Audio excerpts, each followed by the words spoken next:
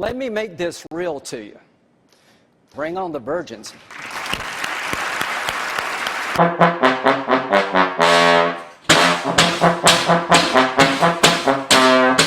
All of it began the first time some of you who know better and are old enough to know better let young people think that they had the right to choose the laws they would obey as long as they were doing it in the name of social protest.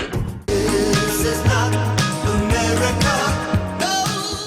This super PAC was operating on the behalf of Ted Cruz. It was a pro-Ted Cruz ad, and from the beginning, since Mr. Trump entered this race, he disavowed all super PACs, sent out cease and desist letters to those who were operating in his name, and told the candidates, if you do not disavow super PACs, we will hold the campaign accountable for the attacks against him. And that's all Mr. Trump did.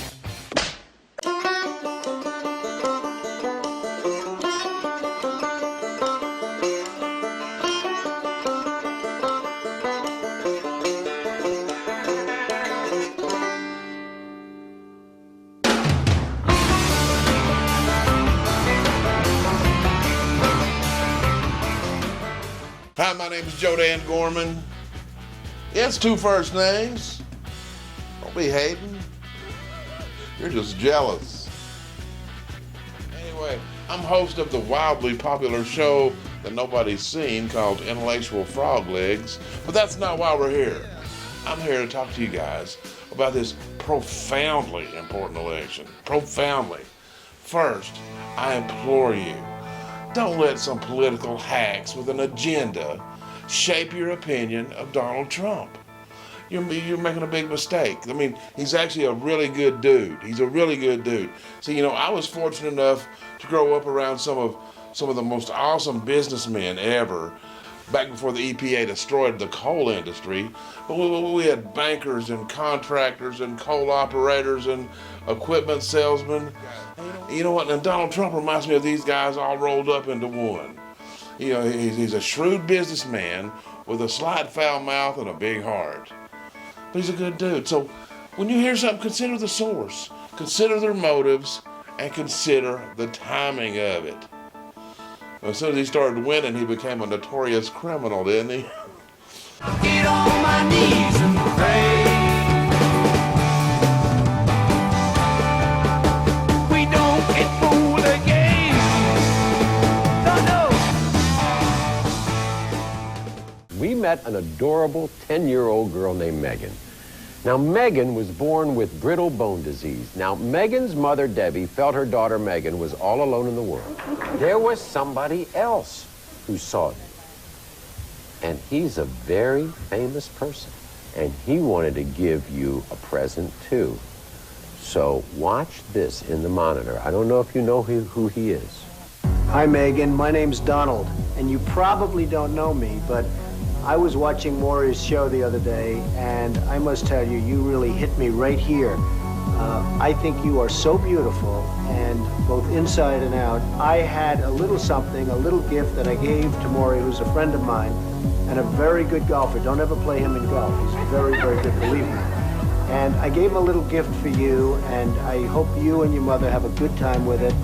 And you're very special, and you just keep it up and keep up that attitude. So good luck, and you stay in touch.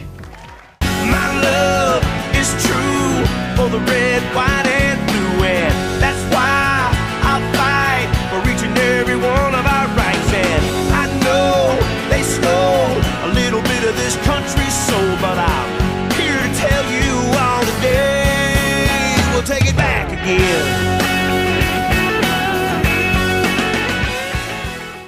But I'm a little disappointed with some of our friends on talk radio. More specifically, the gentleman with formerly nicotine-stained fingers, who I've admired for years. But Rush is clearly a Cruz supporter. Clearly. And you know what? That's fine. Fine and dandy. But don't pretend to be objective. He's got these little passive-aggressive jabs. And then he comes and explains to his audience why people support Trump. And he understands part of it. He's resonating with the angry Americans who no longer have a voice in Washington, D.C. And while that's true, it's not it. To small business owners like myself, there's only one thing we're considering. the man's resume. Let me see your resume. Do you have any experience? No, sir, I have no experience, but I'm a big fan of money. When we're hiring somebody for an important job, that's what we want to see. We don't want to hear you talk about what you might have done or might do, or we want to see results. We want the person that's best qualified to fix this unsustainable economy and all the connecting variables that affect it. You know, from immigration to building the wall. Yes, the wall, that's a factor too, to our global trade deficits and how we can make America the most attractive place for corporations to move their businesses. I mean, look, it was what, 6 years ago? When our debt was $14 trillion, the CBO said it was unsustainable. And here we are 6 years later. What the hell have they done? What the hell have they done? It's 20 trillion.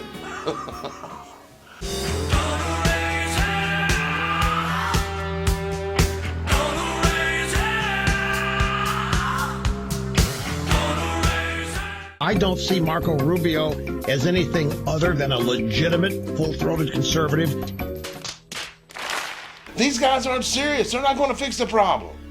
And see, this is where Donald Trump is the only one with the business chops, the financial wherewithal, and the experience as an executive. He's created jobs around the globe in multiple industries. And you know, and while some of his positions have evolved over the years, his economic positions on job creation and global trade have not wavered for decades. They come over here, they sell their cars, their VCRs, they knock the hell out of our companies. And hey, I have tremendous respect for the Japanese people. I mean, you can respect somebody that's beating the hell out of you, but they are beating the hell out of this country. But all these guys talk about is Trump's anger, and the anger of those supporters. They just want to fight and kill people. Fine. You know, every single small business owner that I know is for Donald Trump. See, we're in this real world outside of Washington, D.C. where budgets and showing up for work are not optional, and experience matters.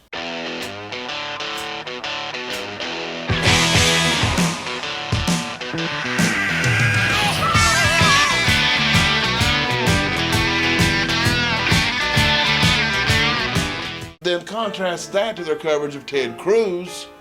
And I keep hearing them saying, well, Ted Cruz wants to debate Donald Trump, and Trump's just afraid. Goodness gracious, they've had 11 debates. Of course Ted wants to debate. He's a Harvard Law debate champion.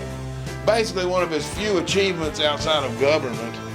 How about we have a job-creating contest? I will march behind whoever our candidate is, because if we don't, we lose. Anyone that's willing to stand next to me to fight the progressive left, I will be in that bunker. And if you're not in that bunker because you're not satisfied with this candidate, more than shame on you, you're on the other side. But see, Ted Cruz, who I will vote for if he gets the nomination, he may have the Constitution memorized, but he is a disaster on economics, a disaster.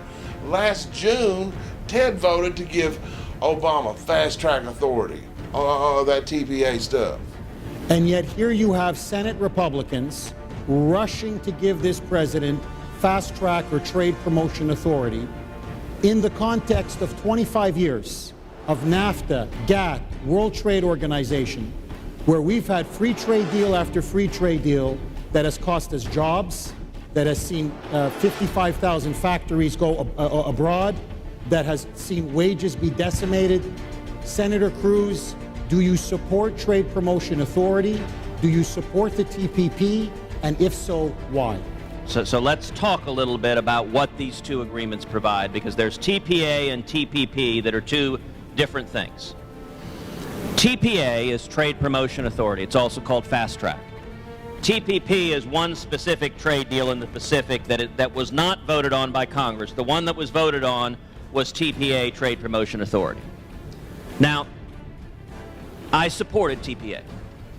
And the reason I supported Trade Promotion Authority is that I support free trade. But that's not the only example of bad judgment when it comes to economic matters. In an interview with Laura Ingraham when he was running for the Senate 5 years ago, Ted actually opposed taking action against China's currency manipulation. On this crackdown on Chinese currency manipulation. That is being taken up today, and it's something I've been focusing a lot on here on the Laura Ingraham Show. What's your position on that? I don't support that bill. I understand the concerns about China, and I think we need to be vigorous in dealing with China, but I think it's a mistake to try to start a trade war with them. I think Ted, I can tell you, Ted, you're really smart, and I went to UVA Law, you went to Harvard Law, but you're killing me on this, dude. You know what, Laura? I mean, I am proud to stand with President Reagan in support of free trade. And I'll tell you what, the problem with, look, protectionist arguments, particularly when you have unemployment, they resonate because people are out of a job and they're ticked off. But who they should be ticked off at is President Obama and the unrelenting war on jobs. Obama's with you on this bill. Obama's with you. He's with you on this bill, Ted. Well, we'll see. We'll see where he stands. But what I'll tell you, Laura... No, he's with you on this bill. The administration doesn't want this bill, so you and he are on the same side of this issue. So we're going to start a trade war.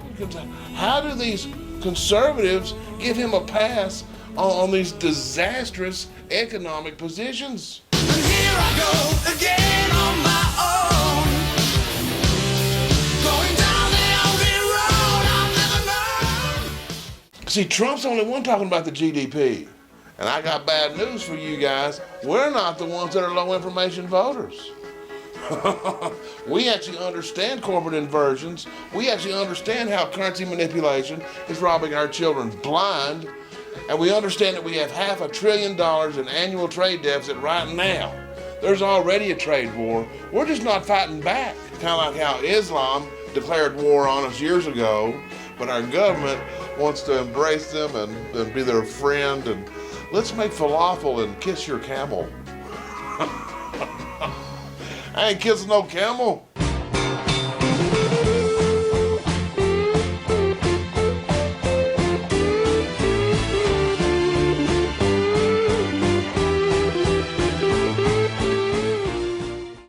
But seriously, I think it's just so breathtakingly arrogant for somebody with zero executive experience to believe they deserve to be our nation's top executive. And it's just stupid, too. When's it ever worked out? Anyway, to wrap this thing up, Donald Trump brings a skill set to Washington, D.C. that's never been there. Never been there. And Trump's like a comet that shoots by every, 2,000 years or something? Okay, a comet with colorful language and bad hair. His opponents and the media and the establishment, they're just having this big, giant, nervous breakdown. And they've already started cheating. He's up against the Democrats and the Republicans and MoveOn.org and the media and these secret meetings of the donors. But look, Trump needs 1,237 delegates. Let's get him there. In fact, we need to crush that number, because if it ain't close, they can't cheat. You magnificent bastard, I read your book! And if Donald wants to get in a character fight, he's better off sticking with me, because Heidi is way out of his league. You want a character to debate, Bob? You better stick with me, because Sidney Ellen Wade is way out of your league. Those who make peaceful revolution impossible will make violent revolution inevitable.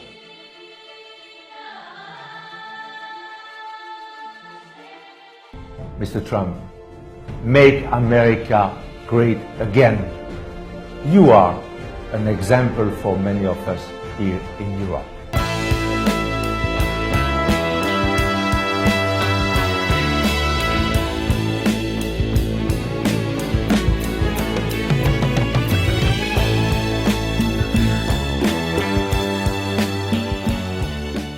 I hope you guys will come over to intellectualfroglegs.com and check out some of my full episodes. Sign up for the show alerts, and by the way, we're 100% viewer funded, and I'm very proud of that. So nobody owns us but you guys. And there's no penalties for multiple donations. And there's no cap. Anyway, so look, we got to make our voices as strong as we can. Just like Trump said, this is a movement. This is a movement. So make sure you're properly registered to vote. And go vote for Donald Trump. And let's make America great again. God bless.